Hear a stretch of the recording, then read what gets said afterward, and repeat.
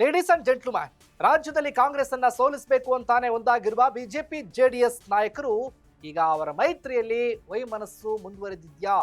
ಮೈತ್ರಿ ನಾಯಕರು ಪ್ರತಿಷ್ಠೆಗೆ ಬಿದ್ದು ಅಸಲಿ ಉದ್ದೇಶವೇ ಮರೆತೇ ಬಿಟ್ರಾ? ಮುಂದಿನ ವಿಧಾನಸಭಾ ಚುನಾವಣೆವರೆಗೆ ಕೂಡ ಮೈತ್ರಿ ಮುಂದುವರಿಯೋದೇ ಇಲ್ವಾ? ಏನಿದು ಸ್ಟೋರಿ ಅಂತೀರಾ? ಎಸ್ ವೀಕ್ಷಕರೇ, ನೆಲ ಜಲ ಭಾಷೆಗಾಗಿ ಪ್ರಾಮಾಣಿಕ ಪತ್ರಿಕೋದ್ಯಮ. ನೀವು ನೋಡ್ತಾ ಇದ್ದೀರಾ ಫೋಕಸ್ ಟಿವಿ. ನಾನು ಶಿವು ರಾನರಾಪುರ.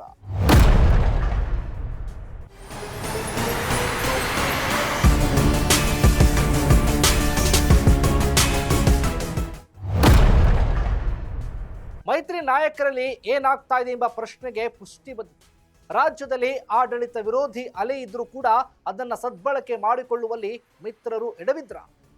ಇಂತಹದೊಂದು ಚರ್ಚೆ ಮಿತ್ರರಲ್ಲಿ ಭಾರಿ ಸದ್ದು ಮಾಡ್ತಾ ಇದೆ. ಕುಮಾರಸ್ವಾಮಿ ಹಾಗೆ ಬಿಜೆಪಿ ನಾಯಕರು ಸಂಘರ್ಷಕ್ಕೆ ಇಳಿದಂತೆ ಕಾಣ್ತಾ ಇದೆ. ಇದಕ್ಕೆ ಅನೇಕ ಉದಾಹರಣೆಗಳು ಕೂಡ ನಮಗೆ ಕಾಣಿಸ್ತವೆ.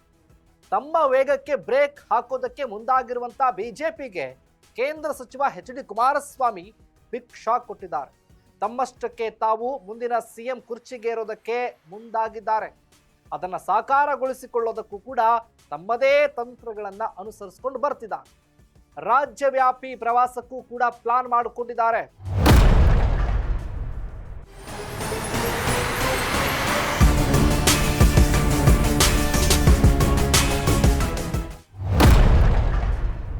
ಕುಮಾರಸ್ವಾಮಿಯವರ ಈ ನಡೆಗೆ ಬಿಜೆಪಿಯಲ್ಲಿ ಭಾರೀ ಕಂಪನ ಉಂಟಾಗಿದೆ. ಅಲರ್ಟ್ ಆಗಿರುವ ಬಿಜೆಪಿಗರು ಕುಮಾರಸ್ವಾಮಿಯನ್ನ ತಡೆಯುವ ಪ್ರಯತ್ನ ಮಾಡಿದ್ದಾರೆ. ಅವರ ವೇಗಕ್ಕೆ ಬ್ರೇಕ್ ಹಾಕುವ ಪ್ರಯತ್ನವನ್ನ ಮಾಡಿದ್ದಾರೆ.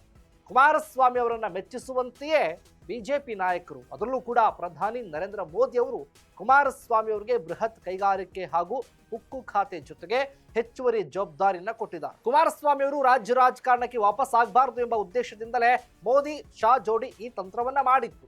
ಆದ್ರೂ ಕೂಡ ಕುಮಾರಸ್ವಾಮಿ ಬಿಜೆಪಿಗರ ಈ ಉದ್ದೇಶವನ್ನ ಸ್ಪಷ್ಟವಾಗಿ ಅರಿತಿದ್ದಾರೆ.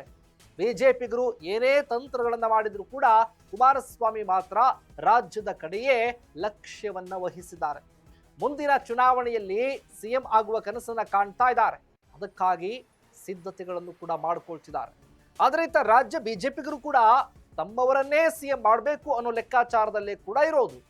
ಚುನಾವಣೆ ನಡೆಯುವ ಮೊದಲೇ ಗೆಲ್ತೇವೆ ಅನ್ನುವಂತಹ ವಿಶ್ವಾಸ ಬರುವ ಮೊದಲೇ ಮಿತ್ರರು ಒಬ್ಬರನ್ನ ಮೀರಿಸಿ ಮತ್ತೊಬ್ಬರು ನಾನಾ ತಂತ್ರಗಳನ್ನು ಅನುಸರಿಸಿಕೊಂಡು ಬರ್ತಿದ್ದಾರೆ. ಮಂಡ್ಯದ ಕೆಆರ್ಪೇಟೆಯಲ್ಲಿ ಹೇಳದೆ ಕೇಳದೆ ನಿಖಿಲ್ ಕುಮಾರಸ್ವಾಮಿ ಅವರು ಜೆಡಿಎಸ್ ಅಭ್ಯರ್ಥಿಯನ್ನ ಘೋಷಣೆ ಮಾಡದದ್ದು ಬಿಜೆಪಿಗರನ್ನ ಕಂಗೆಡಿಸಿದೆ. ಈ ಬೆನ್ನಲ್ಲೇ ಕುಮಾರಸ್ವಾಮಿ ಕೂಡ ಪರೋಕ್ಷವಾಗಿ ಬೇಸರವನ್ನು ವ್ಯಕ್ತಪಡಿಸಿದರು. ಇದಕ್ಕೆ ಬಿಜೆಪಿ ರಾಜ್ಯಾಧ್ಯಕ್ಷ ವಿಜೇಂದ್ರ ಕೂಡ, ಇದರ ಜೊತೆಗೆ ಆರ್ಶು ಕೂಡ ಬೇಸರವನ್ನ ಮಾಡಿಕೊಂಡಿದ್ದಾರೆ. ಇದು ಎರಡೂ ಪಕ್ಷಗಳ ಕಾರ್ಯಕರ್ತರಲ್ಲೂ ಕೂಡ ಗೊಂದಲ ಸೃಷ್ಟಿಯಾಗುವಂತೆ ಮಾಡಿದೆ. ಒಟ್ಟಾರೆ ಮುಂದಿನ ಸಿಎಂ ಸೀಟಿಗಾಗಿ ಕುಮಾರಸ್ವಾಮಿ ಹಾಗೆ ಬಿಜೆಪಿಗರು ನಾನಾ ನೀನಾ ಅಂತ ಈಗಿನಿಂದಲೇ ಕೂಡ ಪ್ರತಿಷ್ಠೆಗಿಳಿದಿದ್ದಾರೆ.